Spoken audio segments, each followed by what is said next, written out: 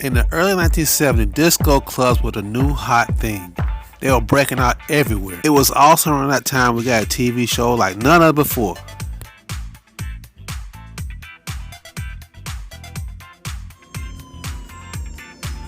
Soul Train first aired October 2nd, 1971. That ran for 35 years. It was a black music extravaganza, and its flamboyant and charismatic host Don Cornelius.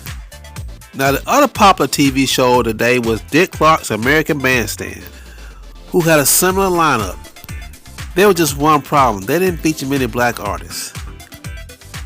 So Soul Train wanted to bump them out of the way by featuring the hottest black singers on the show, like Marvin Gaye and Aretha Franklin.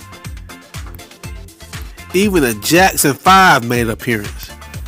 Soul Train was known for not just playing the hits, but bringing them too. And they would even have like a little mini game, the Soul Train Scrabble board. But they were mostly known for this: the Soul Train line. Couples would take turns going down the line and showing off their stuff. For y'all young people in here, this is how y'all grandfather and grandma used to boogie. Just look at it.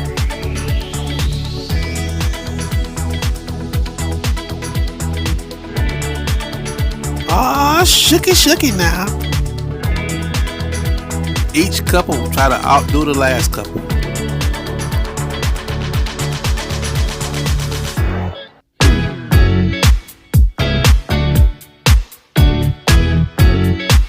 And for the most part, this is pretty much lost to history. I don't really think nobody does the Soul Train line anymore. Maybe at family functions. And even though Soul Train's been going off the air for more than 16 years now, the spirit of it lives on in the annual Soul Train Music Awards. In 1977, an epic television show aired, and it would take 8 nights to tell the complete story of Roots. It was based on a best-selling novel by Alex Haley. It was meant to be a retelling of his ancestors' last 7 generations. From his capture in Africa,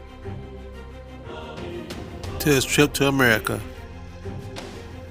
to being sold and having his spirit broken, to finding new life, and suffering unspeakable tragedy. It was viewed by over 80% of Americans during that time, making it the most popular miniseries of all times. And playing in the movie theaters in 1978, we had The Wiz, which was a retelling of the original 1939 Wizard of Oz. Only cooler, it starred the legendary singer Diana Ross and an all-black all-star cast.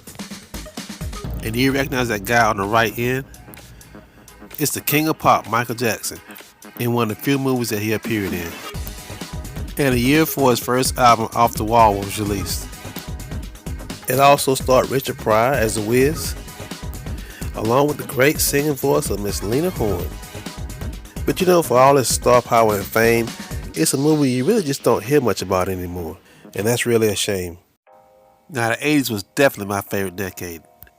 There were more black TV shows than ever before. Not just stars, but directors and writers too. And you would start to see more TV shows with a black lead and a white supporting cast. Nell Carter would play the housekeeper to an all-white family, a modern-day equivalent of a Hattie McDaniel. But she was mostly well received by all audiences. As was Robert Guillaume's Vincent, who was a black butler who lived and worked in the governor's mansion and actually became really close to the governor himself and his family. And who could forget Arnold and Willis of Different Strokes, who were adopted by a wealthy businessman that their mom used to work for as a maid. But there was no doubt who was the real star of the show, Gary Coleman. And on ABC there was a similar show called Webster. Emmanuel Lewis played a young boy whose parents had died and who was adopted by his father's NFL teammate and his wife, who eventually grew to love him. But there were all-black shows as well, like the sequel to What's Happening, and shows like Family Matters, which was very, very funny. And even the Jeffersons, which lasted 11 seasons, ran well into the 80s. And the shows kept getting better and better, with shows like The Fresh Prince of Bel-Air and the Showtime Apollo. And The Cosby Show was very highly successful, as well as its spinoff, A Different World, about HBU college. And in 1980, we got BET, the first black entertainment television network.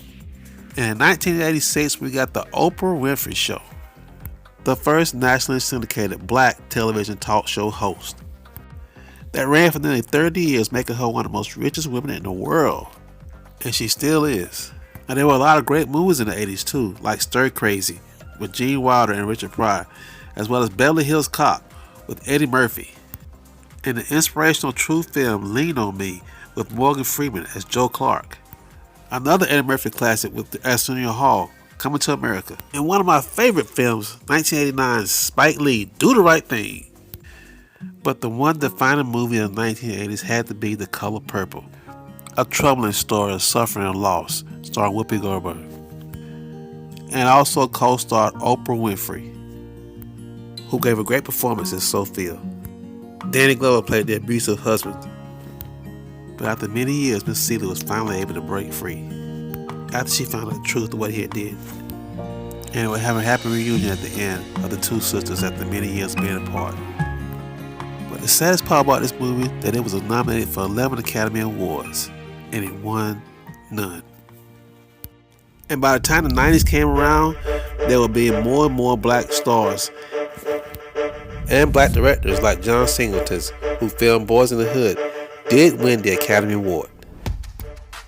Then you have other great films like Spike Lee's Malcolm X. Denzel Washington's spot-on performance as Malcolm X. Although he was nominated for the Best Actor that year, he lost to Al Pacino's movie Scent of a Woman. Despite the lack of success at the Oscars, the 90s had some great films.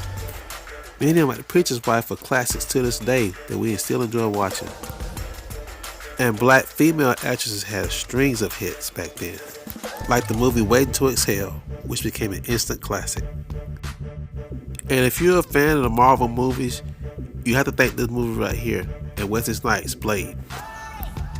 Because Blade is a Marvel comic character. And it proved to Marvel that superhero movies could be successful. That's why the MCU decided to do a new Blade movie, starring Marshall Ali. Can't wait to see it. And back in the 90s, we had some crazy good shows like Martin, which was hilarious.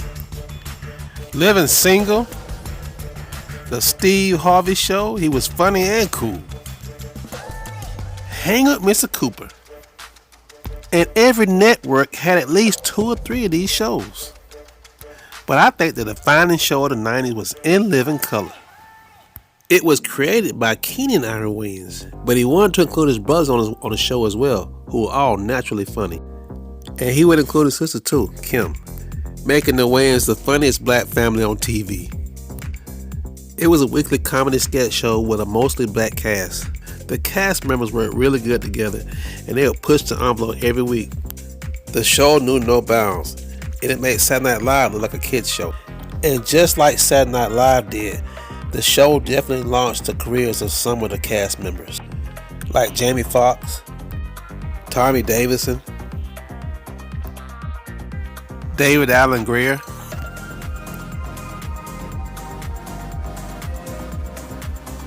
Jim Carrey,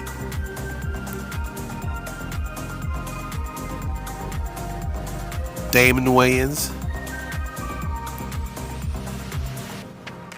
All the brothers would see success during and after In Living Color, but it would be Marlon and Shawn Wayans that careers really took off after the show ended. Their first TV show, The Wayans Brothers, was very funny and lasted for 5 years. So in the early 2000s, they started making movies together. The first was Menace to Society, then White Chicks, Scary Movie, and Little Man. All of them was hilarious. Man, I miss those guys. Also in the 2000s, the HBO show The Wire proved that they could make just as good as television shows as the networks could. And more realistic because they didn't have to worry about censorship. It was based in Baltimore, Maryland. It was a cop drama for the narcotics division trying to keep crack off the street. And it didn't shy away from some of the harsh realities many black people had to do to survive during that time. And many of the cast members were mostly unknown actors at the time, although it did help launch some of the actors' careers, like Idris Elba and the late Michael K. Williams. Also around that time, Tyler Perry as Madea was beginning to become more famous, first on stage and later in his own movies. Starting with Diary of a Married Black Woman, based on the hit stage play of the same name. And it will be followed by many more hits connecting with audiences everywhere. But then he just didn't stop there. He ventured off into TV when he created House of Pain and Meet the Browns. And he went on to go further when he built his production studio in Atlanta, considered by many as the new Hollywood of the South, making him the first African American in history to own his own major motion picture studio. Him and Oprah Winfrey are probably two of the most successful black entertainment moguls right now. Her with her own network, and with Tyler Perry producing most of the original programming on the network, like Have and Have Nots. This was one of my wife's favorite shows, and I kind of like it too. Now rapper 50 Cent, Curtis Jackson, has evolved from a movie star, businessman, to writing, producing, and starring his own television shows. His highly acclaimed show Power has become one of the must-see television crime dramas. My wife loves this show. And we've not seen the end of it. There's more to come from him. And I know I probably left out a lot of people. So leave your comments down below. Who are some of your favorite black actors?